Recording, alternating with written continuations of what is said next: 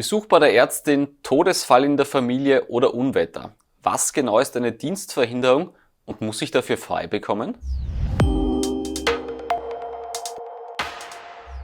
Bei mir im Studio meine Kollegin und AK-Juristin Sarah Pöchheim. Sarah, was genau ist denn so eine Dienstverhinderung und wer genau hat Anspruch?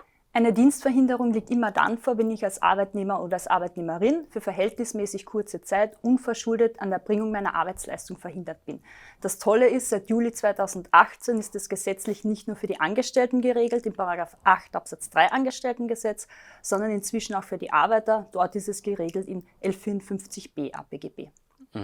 Wenn ich an Dienstverhinderung denke, dann bekomme ich sofort Zahnschmerzen. Wäre also so etwas, akute Zahnschmerzen, wäre das die klassische Dienstverhinderung? Ja, akute Zahnschmerzen sind die klassische Dienstverhinderung. Stell dir vor, du hast ganz starke Zahnschmerzen, brauchst vielleicht eine Wurzelbehandlung, was schon mega unangenehm ist, aber dann wird man das nicht auf ewige Zeit verschieben können. Dann kannst du zu deinem Chef, zu deiner Chefin gehen und sagen, ich habe jetzt so akute Zahnschmerzen, ich muss unbedingt zum Zahnarzt. Das ist der Klassiker der Dienstverhinderung, ja genau. Jetzt wird ja die Dienstverhinderung bezahlt, aber wie lange darf ich denn dem Arbeitsplatz überhaupt fernbleiben? Das ist in der Praxis immer im Einzelfall zu prüfen, je nachdem, je nach Anlassfall. Beim Zahnarztbesuch ist es vielleicht der Weg dorthin, die Zeit dort und der Weg wieder retour in die Arbeit. Beim Sterbefall oder beim Behördeweg kann das unterschiedlich lange sein. Es kommt in der Praxis dann immer darauf an, und da sind die Meinungen ein bisschen unterschiedlich. Man sagt so in der Regel bis zu circa einer Woche pro Anlassfall. Was müssen denn Arbeitnehmerinnen und Arbeitnehmer beachten? Also darf ich dann immer dann zu meiner Ärztin gehen, wenn es mir gerade passt? Immer geht das nicht. Bei dem Beispiel beim Zahnarzt, wenn es dringend ist, natürlich, aber sonst sind Arbeitnehmer und Arbeitnehmerinnen dazu verpflichtet, einen Arztbesuch außerhalb der Arbeitszeit zu legen, wenn jetzt ganz dringlich ist oder wenn der von mir behandelnde Arzt eben nicht Zeit hat außerhalb meiner Arbeitszeit, dann darf ich das auch innerhalb der Arbeitszeit machen.